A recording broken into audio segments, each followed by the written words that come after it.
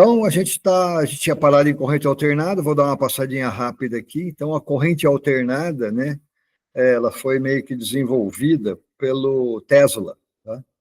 Thomas Edison ficou na parte de corrente contínua e Tesla foi para a parte de corrente alternada. A corrente alternada, na verdade, é uma vibração de elétrons, né? A corrente contínua, os elétrons vão sempre num sentido. Na corrente alternada, eles vão e voltam, vão e voltam. Ou seja, eu tenho uma série de oscilações por segundo. Então, além da voltagem, amperagem, potência e tudo mais, eu tenho a frequência, que é quantas vezes por segundo essa corrente se alterna. Tá legal?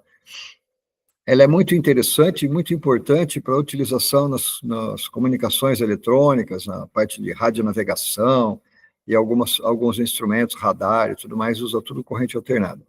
E a corrente alternada é muito boa para distribuição elétrica.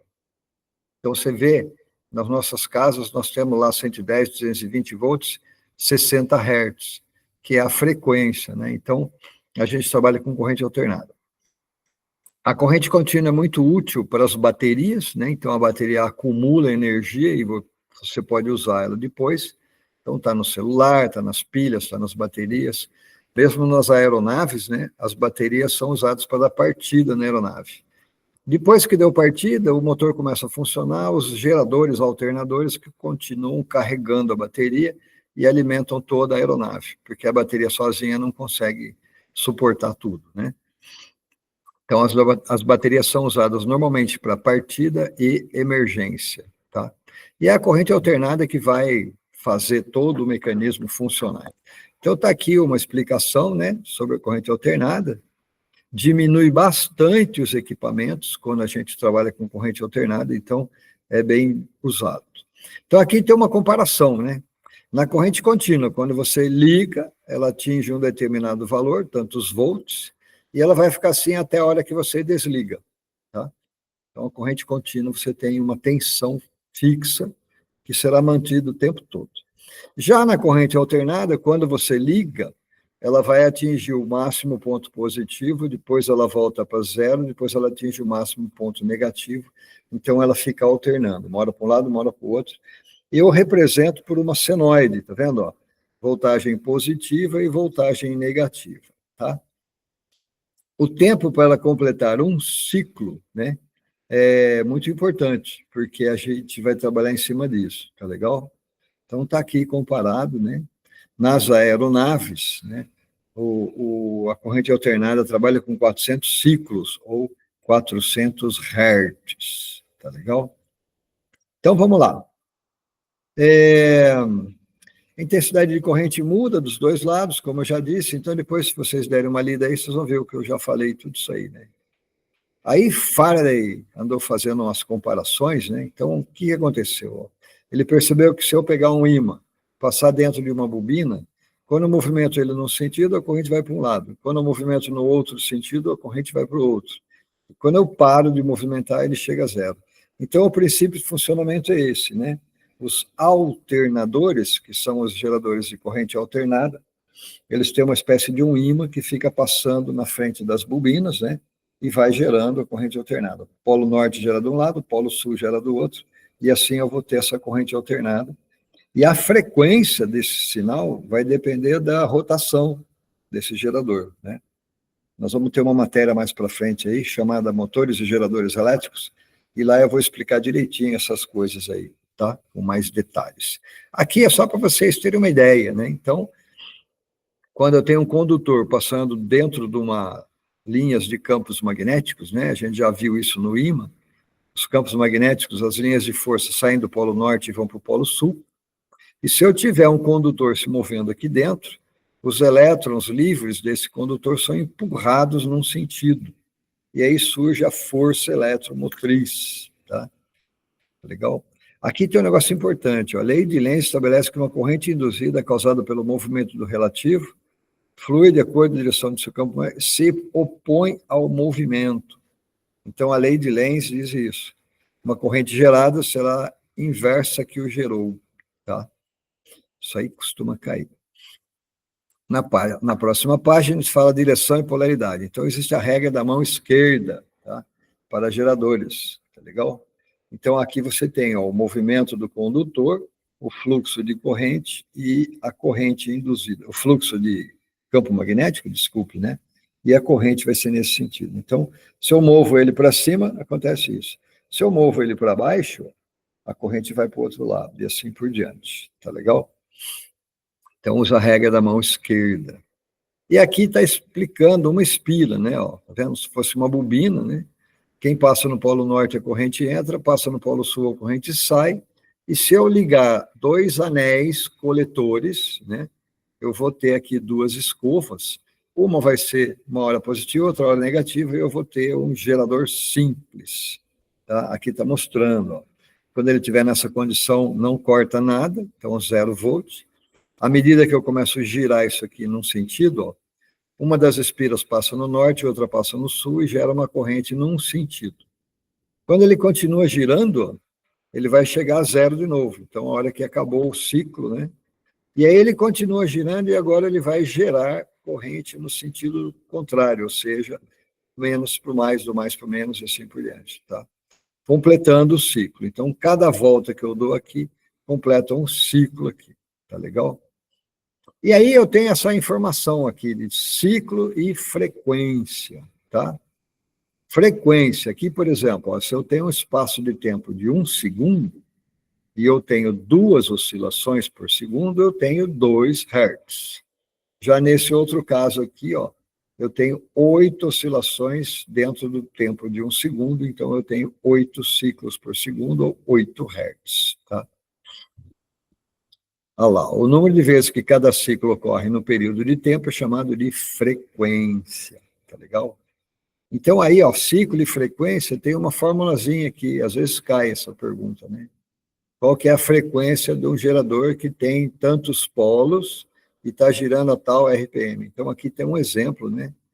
De um gerador de 2 polos girando a 3.600 RPM, vai dar 60 revoluções por segundo, que vai dar os 60 Hz, tá? E assim por diante, tá? Se eu tiver mais polos ou mais rotação, eu vou mudar a frequência, tá legal? E aí o que acontece? Tensões e correntes podem estar em fase, ou seja, elas estão subindo e descendo juntas, ou podem estar defasadas, né? O que acontece? Dependendo do circuito, a tensão está e a corrente está chegando. Então, eu posso ter atraso ou adianto na corrente em relação à tensão. Isso aí nós vamos ver quando a gente falar um pouco de capacitores e indutores, que eles fazem esse tipo de serviço. Tá? Eles atrasam ou adiantam a corrente. Tá? E aqui também tem um valor médio eficaz, né? Porque o valor de pico a pico, às vezes a gente não consegue utilizar, tá? Porque é muito rápido, né? Chegou, já começa a descer. Então, a gente trabalha com o valor médio, que é a raiz de 2, que é 1,41, que é o valor efetivo, tá? Bom, então tá aqui, né?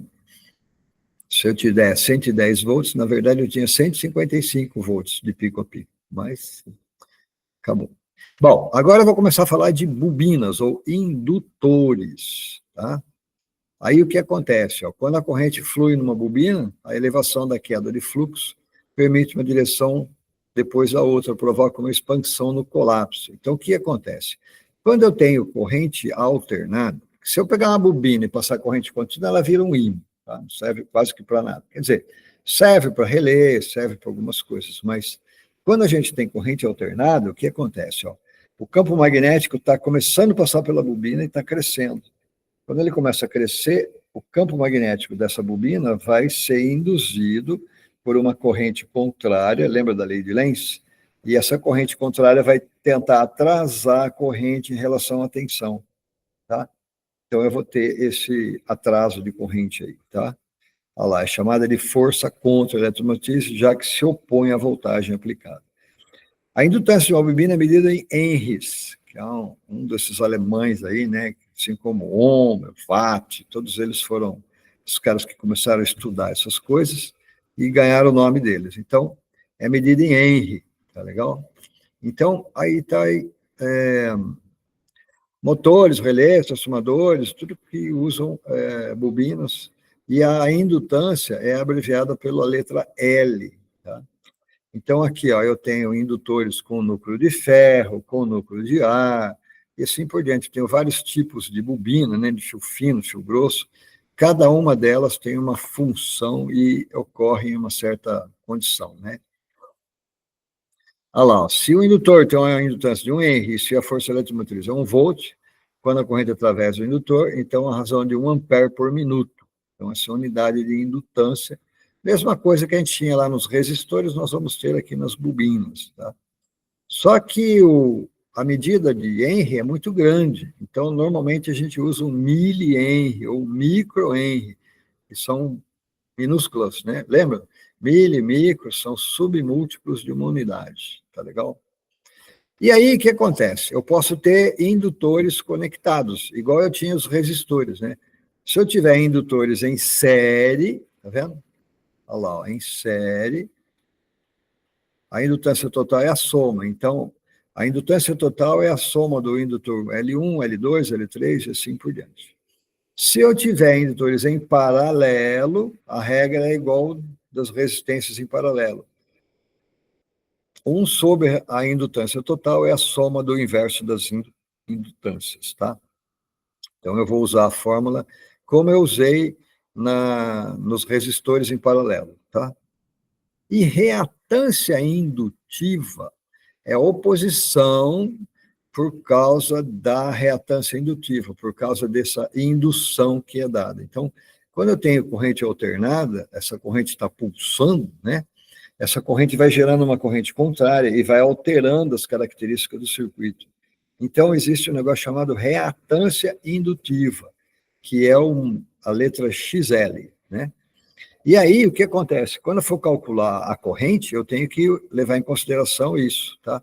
Porque quando eu aumento mais a frequência da bobina, ela vai ficando com maior reatância. Então, vai ficando como se fosse uma impedância que vai aumentando, né? É como se a resistência dela variasse de acordo com a frequência. E para calcular isso, eu tenho que usar essa fórmula aqui, ó, uma fórmulazinha chata. Reatância indutiva é 2πfL. 2π, porque lembra que a gente está falando de um senoide? E a senoide é o rebatimento de um vetor girando.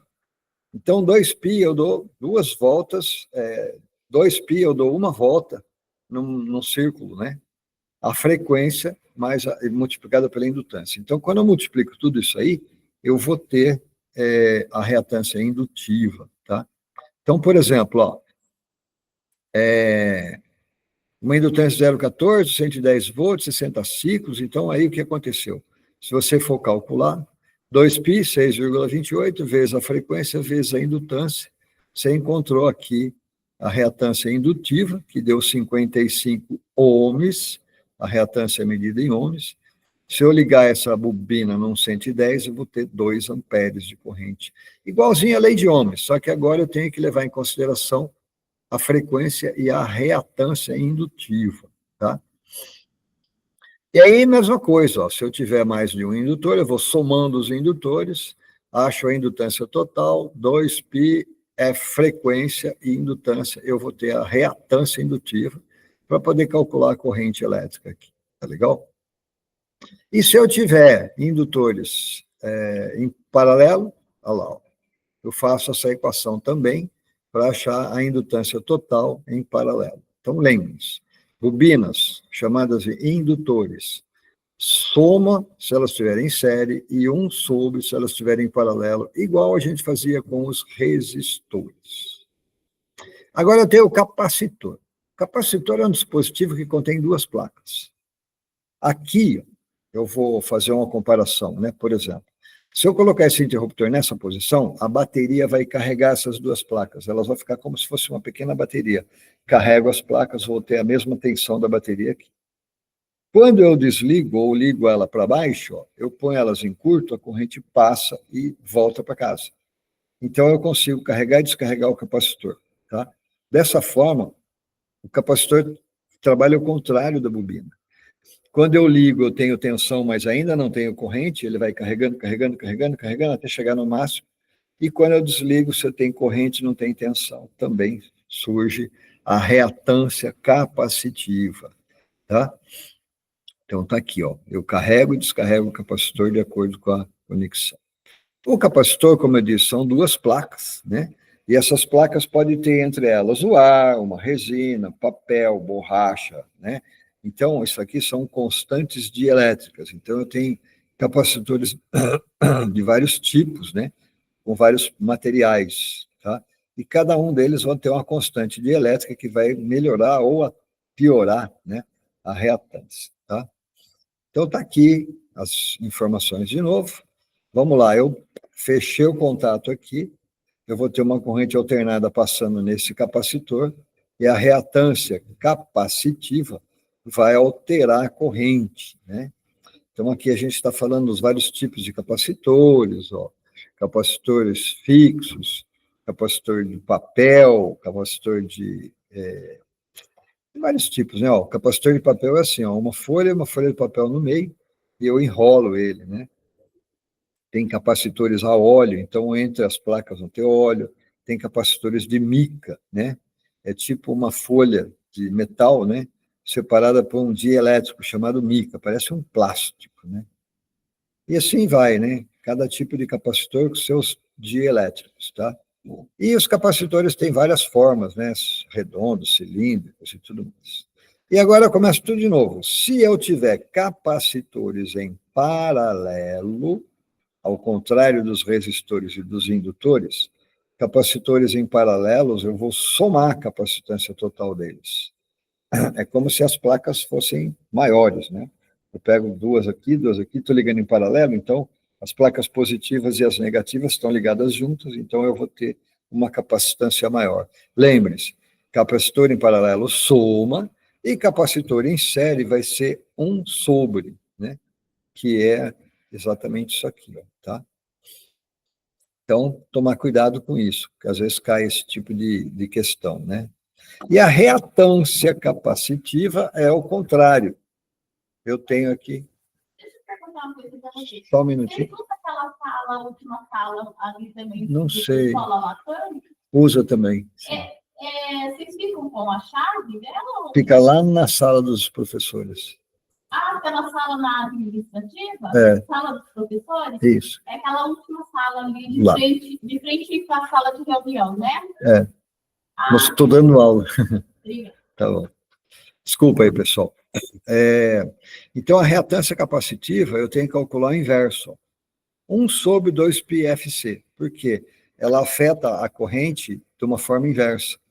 Quanto maior a frequência, menor a reatância capacitiva, ou seja, menor a indutância.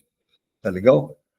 Então, quando vocês forem trabalhar com capacitores, vocês têm que calcular isso aí, ó. Então, aqui, por exemplo, ó, 110 volts, 60 Hz e um capacitor de 80 microfarad. Então, pego 80 microfarad vezes 60 vezes 2π, tudo isso aí é o inverso, vai dar uma reatância capacitiva de 33,2 ohms. E aí eu vou ter que calcular de novo para achar a corrente, ó, tá? Com relação ao capacitor, o que acontece? Quanto maior a frequência, menor a indutância, menor a capacitância, ou seja, menor a reatância capacitiva. Com isso, quanto maior a frequência, maior a corrente no capacitor, tá? E aqui, né, se eu tiver capacitores em série, eu tenho que fazer aquela jogada lá para achar a corrente total, tá? Então, aqui está explicando, o circuito contendo apenas indutância, a corrente atinge o valor máximo, aí arrasta em 90 graus a voltagem. Então, a voltagem está no ponto e a corrente está 90 graus defasado, tá? No capacitor é o contrário, ele avança, tá vendo? A corrente avançada em relação à tensão, tá? Então, aqui, quando eu tenho um circuito só resistivo, né, tensões e corrente andam juntos. Quando eu tenho a indutância, a corrente fica atrasada. Lembra aquela força contra a eletromotriz? E no capacitor é o contrário, porque a hora que eu ligo o capacitor tem corrente. A corrente começa a carregar as placas e depois elas desligam, tá? Então, aqui está explicando da lei de Ohm, e usa a letra Z, que é impedância, tá? Isso aqui é mais usado para o pessoal que vai fazer aviônica, tá? Isso aqui vai cair bastante quando vocês forem fazer prova de aviônica, e costuma cair bastante disso aqui, né? tem que calcular a reatância capacitiva, a reatância indutiva, e aí, para piorar ainda, usa o triângulo, né?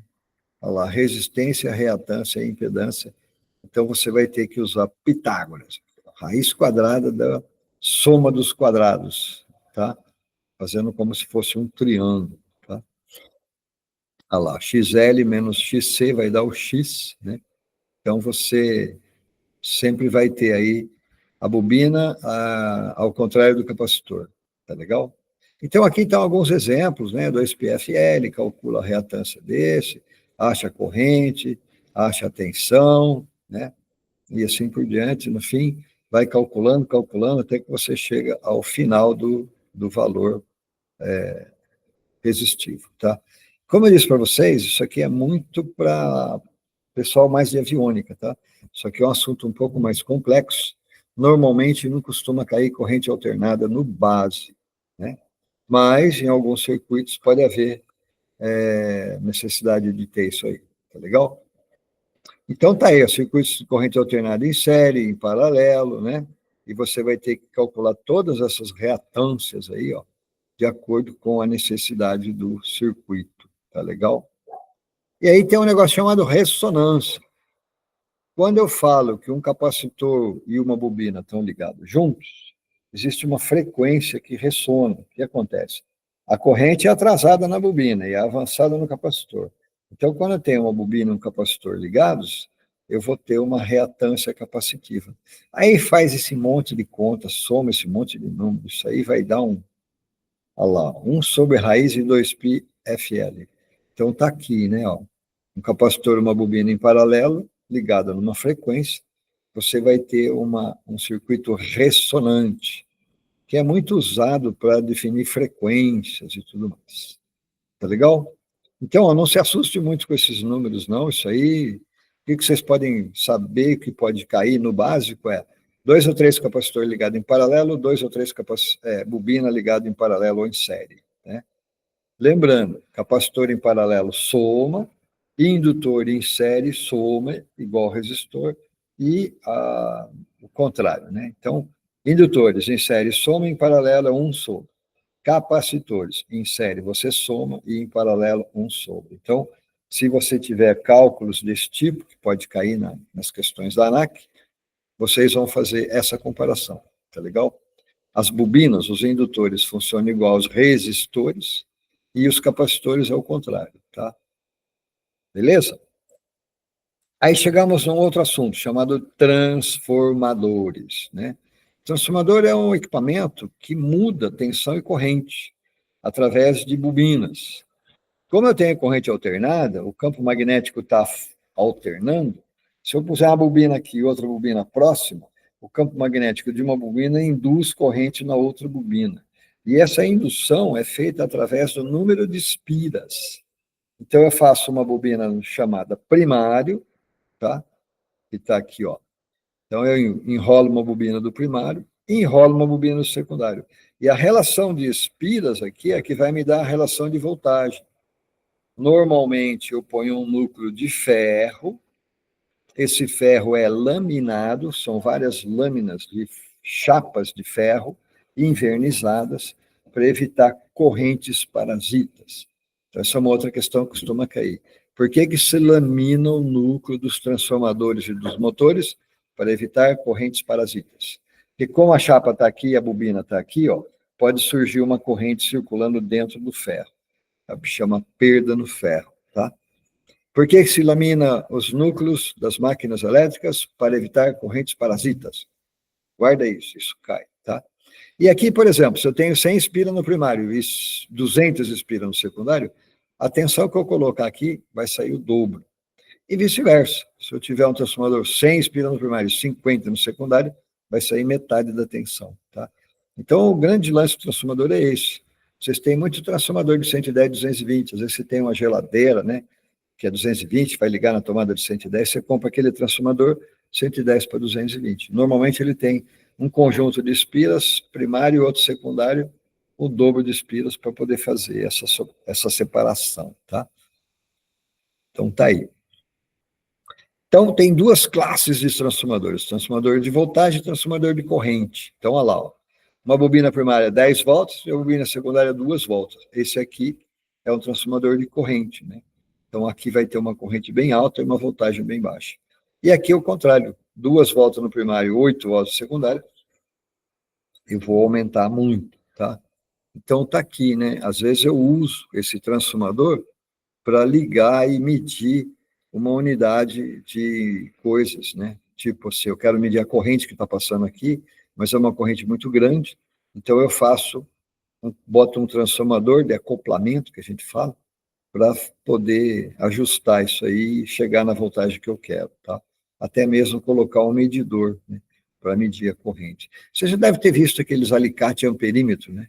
Tem um fio passando aqui, você vem com uma peça que abraça só o fio, né?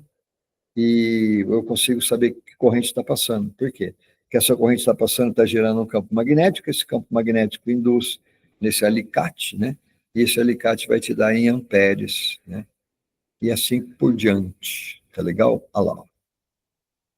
Bom, aqui está toda essa explicação. Se 10 volts for aplicado num lugar, vai sair 40 volts no outro, e assim por diante, dependendo do tipo do transformador, tá?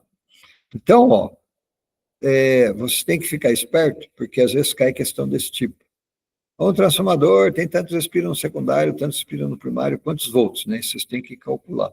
Então, é E1 sobre E2, a tensão do primário sobre o secundário é igual a N1 sobre N2, que é a relação de tensão e espiras, ó, tá vendo? Então, por aqui você acha qual é a tensão de saída, né? De acordo com a tensão de entrada, pela relação de espiras. Lembrando que mais espira no secundário, maior a voltagem, e menor também, né? Então, está aqui, né? Então, aí está explicando, ó, 110, 220, tarará e tal, né? E hoje você tem vários tipos de transformadores, né? Tem transformador com várias saídas, às vezes é usado muito em fonte, né? Por exemplo, ó, eu tenho o primário aqui, ó, que eu ponho 110, e aí eu vou ter várias saídas, ó. Um enrolamento de alta voltagem, um enrolamento de 5 volts, um enrolamento de 6 volts, e assim por diante, né? Então, no mesmo transformador, eu posso ter várias saídas. Por isso que a gente fala que usa isso em fonte, né? Você pega, por exemplo, um computador, um notebook, ele precisa de 5 volts para os sistemas lógicos, mas aí ele precisa de 12 volts para virar lá, ó, os CDs, DVDs, assim por diante. Então, eu posso ter várias saídas aí, tá? Se for transformador de radiofrequência, né? Então, ele trabalha com frequência muito alta, kilohertz, megahertz, tudo mais. Então, você vai ter aí o tipo de transformador é um pouco diferente, tá? E autotransformadores, são ligados em circuitos de força. O autotransformador é um transformador que tem uma única bobina, né? Então, ele tem uma única bobina e algumas saídas por meio dele, tá? Então, o que acontece? Quando eu tenho essa situação, entre o começo e o fim do enrolamento, eu tenho a maior voltagem, e no meio eu tenho menores voltagens. Essa questão caiu para mim. Um autotransformador é um transformador que contém uma única bobina e várias conexões. Se eu ligar, por exemplo, aqui o primário, entre o 2 e o 3, no secundário eu pegar entre o 3 e o 1, eu vou ter uma tensão maior de saída do que a de entrada. Então, a relação é dada aqui. É muito usado naqueles reguladores de voltagem que tinham chave, né? Você ia pondo clec, clec, clec, aumentando ou diminuindo ele, tá? Aí eu tenho transformadores de corrente, e aí perda nos transformadores, né? Então, as perdas no transformador, eu tenho perda no ferro e no cobre. A perda no cobre é por causa da bobina, né? Da resistência elétrica da bobina e tudo mais, e das espiras. Já a perda no ferro é chamado de eddy current. Eu falei que é aquela corrente que vai circular. Então, correntes parasitas. Por isso que a gente vai laminando o núcleo, né? Para deixar ele sem esse tipo de correntes parasitas. E a potência no transformador, ela meio que é quase a mesma, né? Ele tem um pouquinho de perda, né? Toda máquina tem um pouco de perda, então a potência que você colocar na entrada vai sair quase a mesma coisa. Tem 90%, 85%. Você tem uma perda de 10% a 15%, dependendo do tipo de transformador. E aí eu posso ter correntes alternadas trifásicas, tá? Então, aqui, ó, trifásico tem 3 voltagens, tá? O gerador é como se ele tivesse 3 bobinas e um ímã no meio. Então, ele gera numa, noutra, noutra. Então, eu vou ter 3 fases defasadas entre si de 120 graus. Tá vendo? O círculo dá 360, né? Então, 120 graus. Então, aí o que acontece? Quando eu tenho essas 3 bobinas, eu posso ligar elas em estrela ou em triângulo, que a gente fala, né? Em Y ou em delta, né? Aqui está a ligação em Y. Eu junto o núcleo das 3 bobinas, né? E aí eu tenho as 3 fases, tá? E aí eu vou ligar, por exemplo, no motor trifásico, né? Nos aviões, a gente gera 115 volts trifásico 400 Hz. Essa é a tensão corrente alternada usada na maioria dos aviões, tá? Existem aviões que geram um pouco mais, porque esses grandes aviões agora estão gerando maior tensão, tá? Mas está aí, né? Então, é como se eu tivesse 3 pequenos transformadorzinhos, né? Um em cada fase, tá legal? E eu posso subir e descer a corrente, a tensão, de acordo com a minha combinação de espiras, né? Como eu falei para vocês. Sistemas trifásicos também já é uma eletricidade um pouco mais complexa, tá? Que vocês vão ter que aprender quando vocês forem trabalhar em aviônica, tá? Ligação em Y, né? Que a gente fala que é o Y, né? E a delta, que é o triângulo ou estrela, né? Tem gente que chama de estrela ou Y, tá? Então, aí você tem a saída de acordo com isso. Então, por exemplo, ó, se você pegar 220 e 110, no caso 115, quando você estiver ligado em Y, porque aqui você tem uma tensão maior de saída aqui, ó, vamos lá. Aqui eu gero 110, 110, 110. Só que desse jeito tá ligado, vai sair 115, que vai somar um pouco de cada uma, tá? E quando eu tenho a ligação em delta, que a gente fala, que é triângulo, deixa eu ver se tem aqui está em triângulo, né? Você vai ter uma, olha lá, tá vendo? Aqui os triângulos, tá vendo? Então você vai ter metade da tensão, né? No caso aí 110, tá legal? Então isso aqui tudo é usado em circuitos eletrônicos, né? E a gente vai ter muito disso na parte de aviônica, tá ok? Então tá aqui. E tomar cuidado também, análise de pane, né? Quando você medir, se tiver uma bobina queimada, aberta, então você usa no multímetro, vai descobrir se o rolamento do transformador está aberto ou fechado, tá? Aqui agora a gente começa a falar do ohmímetro e tal, da explicação para você medir, né? A entrada e a saída do transformador, tá legal? E agora nós vamos falar sobre um equipamento que já é meio obsoleto, chama amplificadores magnéticos, tá? Usa em sistema eletrônico, né? Ele é robusto porque é um monte de bobina enrolada, né? Olha lá, ó, tá vendo? Então eu tenho a entrada de corrente alternada, saída de corrente alternada, e aqui no meio eu gero uma corrente elétrica, né? Ligo uma bobina aqui e saturo esse núcleo. Com isso, eu consigo limitar a tensão de saída, né? E a corrente. Então, ele faz tipo um amplificador, né? Tá vendo? Então, eu tenho uma corrente contínua aqui, ó, que eu vou gerar e vou fazer uma corrente alternada ser passada por aqui. E à medida que eu aumento essa corrente contínua, eu defino a carga, né? Eu mudo a tensão. Então, eu consigo amplificar ou diminuir a corrente que eu quero aqui na saída, tá? É um equipamento também não muito mais usado, né? Também antigo. Aí chegamos nas válvulas eletrônicas, fala a verdade, né? Isso aqui nem existe mais. Mas a válvula é o precursor dos sistemas eletrônicos, né? Então, quem mexeu com válvula, o pessoal lá do Thomas Edison e tudo mais, então eles tinham uma lâmpada e colocaram mais um fiozinho dentro dessa lâmpada. E eles descobriram que existia uma corrente que circulava ali, né? Quando você tem um filamento, né, que a gente fala, o que acontece? Eu tenho uma corrente elétrica aqui, os elétrons começam a ganhar muita energia, eles pulam as camadas e eles ficam nas camadas superiores. Com isso, eles ficam chamada nuvem de elétrons. Se você colocar uma placa positiva aqui, ele vai atrair esses elétrons. Então, vai surgir uma corrente, né? Isso aí é o tipo de válvula usada no começo que eram os diodos, né? Ó, tá vendo? Então, olha só, eu tenho uma corrente aqui, ó, que circula de acordo com a placa e o catodo. Então, o catodo é negativo, né? E aí, o que vai acontecer? Quando eu tenho essa combinação, a corrente flui. Quando eu tenho ela ao contrário, a corrente não flui. Então, é um diodo, né? É um equipamento que permite corrente elétrica num único sentido. Como eu disse para você, isso aqui é muito antigo, né? Hoje é substituído por transistores e diodos semicondutores, né? A gente deve falar aí já já, tá? Aqui tem uma válvula de 3 elementos, é o triodo, tá? Então, o que acontece? Ó, eu tenho o catodo, que é aquele que vai mandar os elétrons, eu tenho o anodo, que vai receber os elétrons, e eu tenho uma grade aqui no meio. Então, conforme eu ponho positivo ou negativo nessa grade, eu permito que os elétrons passem ou não. Então, esse é o início dos amplificadores. Você pega, por exemplo, um microfone, você manda um sinal muito baixinho, né? Milivolts no microfone, e esse microfone você liga nessa grade.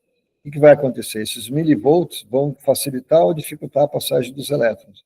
Com isso, eu amplifico esse sinal dos microfones, né? Então, o triodo é usado para isso, né? Olha lá, ó, válvula amplificadora, tá? Depois começou a surgir mais, começaram a pôr mais placa, tetrodo, pentodo, assim por diante, cada uma tinha a sua função, né? Como eu disse para vocês, isso aqui é muito antigo, é obsoleto, não se usa mais, mas é bom vocês saberem que existe, tá legal? Tá aí, né? Duplo triodo, duplo não sei o quê, tudo isso aí foram invenções, né? Da época, lá do passado, né? E começou, funcionou, tal, só que a válvula é vidro, né? Uma coisa, o avião, se fizer um pouso meio duro, estourava todas as válvulas, quebrava. Então, foi substituído pelos transistores, tá? Então, os transistores são equipamentos eletrônicos, né? Eles são formados de semicondutores, tá? Então, ó, você tem lá alguns materiais, né? Semicondutores, ó, e a função dele é meio parecida com o triodo, tá vendo? Ele tem um emissor, um coletor e uma base. Pode ser negativo, positivo, negativo, ou positivo, negativo, positivo. PNP ou NPN. O que acontece? A corrente que vai passar entre o emissor e o coletor é controlada por essa grade, que pode ser positiva ou negativa. Então, quando você coloca um sinal aqui, nesse caso, aqui é negativo, você põe um positivo, a corrente passa. Se puser um negativo, a corrente repele. E vice-versa aqui, né? Com isso, você vai controlar a corrente que passa entre o emissor e o coletor através dessa base, tá? Muito usado na eletrônica moderna, né? Então, tá aí, né? E aí explica que o material que é feito e tudo mais, tá? E assim por diante. Olha lá, diodo. Dois materiais, né, semicondutores, e aí o que acontece? Os elétrons passam num sentido, mas não passam em outro sentido. Então, com isso, eu uso para retificar a corrente. Então, eu tenho uma corrente alternada e eu não quero que passe alternada, eu quero que passe só o positivo, por exemplo, ou só o negativo. Então, eu ponho um diodo, ele vai segurar o semiciclo negativo, tá legal? E assim por diante, dependendo do como eu quero. Aqui ele fala em lacunas e elétrons. Se os elétrons estão indo para um lado, os buracos estão indo para o outro, né? A lacuna que a gente fala, tá? Então o elétron pula de uma camada a outra nos átomos, né? Vai pulando entre os átomos e vai sobrando um buraco, tá? Que são as lacunas, tá legal? Então aqui, ó, germânio é um dos produtos, tá? E o germânio ligado com o índium, né? Então esses materiais semicondutores são muito importantes, né? E foram usados para criar os diodos. Existe o diodo Zener, chamado de diodo separador, né? Ele permite que a corrente passe no circuito se a voltagem for excedida. Então a gente usa o Zener para regular a tensão de saída de uma fonte. O que vai acontecer? Eu tenho uma tensão de saída da fonte que pode ser mais ou menos de 5, 6, 7, 8 volts, e eu quero que saia só 5. Então eu ponho um diodo Zener, o que passar de 5 volts, o diodo Zener pega para ele e não deixa passar. Então, normalmente o diodo Zener é usado em fontes para manter a tensão de saída regulada. Tá legal? Então, tá aí. Transistor PNP, NPN, então aqui está mostrando os fluxos de corrente para um sentido, no outro sentido. Como eu disse para vocês, isso aqui é muito eletrônica, tá? E vocês vão aprender isso se vocês forem fazer aviônica. Por enquanto, entenda que tem transistor PNP, NPN, os transistores são feitos de materiais semicondutores, tá? Lembra, os bons condutores são os metais, os elétrons livres. Os maus condutores são aqueles que têm 8 elétrons na última camada, são os isolantes. E o semicondutor, ele tem 4 elétrons na última camada. Então, eu misturo ele com algumas impurezas, e ele pode ter um elétron sobrando, um elétron faltando, e com isso ele vira P ou N, positivo ou negativo. Quando eu junto essas pastilhas, eu vou fazendo os transistores, que funciona muito parecido com uma válvula, né? Tá? E aí eu vou ter, por exemplo, a tensão de entrada, de saída, isso aqui é um amplificador. Ó. O sinal que eu colocar aqui vai ser amplificado na saída, tá? Então tá aqui, ó, o esquema do transistor. NPN, a setinha para fora, o PNP, a setinha para dentro, tá? E a setinha fica sempre no emissor, ok? Aí você tem vários tipos de transistor de junção, retificadores, né? Que são circuitos que não deixam passar corrente alternada. E aqui tem um motogerador. Antigamente eu queria fazer corrente alternada, eu punha um motor virando um gerador de corrente alternada. Hoje em dia eu tenho um inversor estático, né? Então eu consigo fazer a corrente contínua virar alternada através de um inversor, tá? Então guarda isso, ó. Corrente contínua para corrente alternada, inversor. Corrente alternada para corrente contínua, retificador, tá? Então tá aqui um retificador a disco, né? Porque ele tem placas, né? Parrudas para retificar, para passar uma corrente bem alta, tá? Olha lá, óxido de cobre, selênio, sulfite de cobre, magnésio, né? São esses caras aí, né? O diodo de junção, ó, tá vendo? Então eu tenho um positivo de um lado, um negativo do outro, só passa a corrente num único sentido, ó, tá vendo? Então tá aqui, ó, tá? Então eu consigo fazer com que esses caras funcionem. Olha aí que barato, né? A corrente vem e ele é capada, ou seja, não passa no negativo, só vai passar no positivo, tá legal? Que é a chamada polarização direta.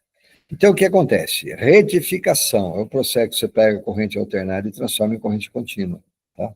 Então, por exemplo, ó, eu tenho corrente alternada nesse transformador, é o caso, por exemplo, desses carregadores, celular e tudo mais, né? Eu tenho 110 volts ligados aqui, pela relação de espira, vou sair 5 volts, 12 volts, sei lá, né? A tensão para alimentar meu equipamento. Só que aqui sai corrente alternada, então eu boto um diodo no circuito. O diodo só vai deixar passar o polo positivo. Aqui é um retificador de meia onda que a gente fala, tá? Ele pega só metade. E a outra ele não deixa passar. Só que aí eu tenho perdas. Então, o que eu posso fazer é colocar 2 diodos. Então, na saída do transformador, metade dele eu aterro. E aí eu ponho 2 diodos assim, ó. Quando ele estiver no ciclo positivo, passa por aqui. Quando ele estiver no ciclo negativo, passa por aqui. E com isso, a saída aqui, ó, vai ser uma onda completa, que a gente fala, né? Que a onda vai e volta.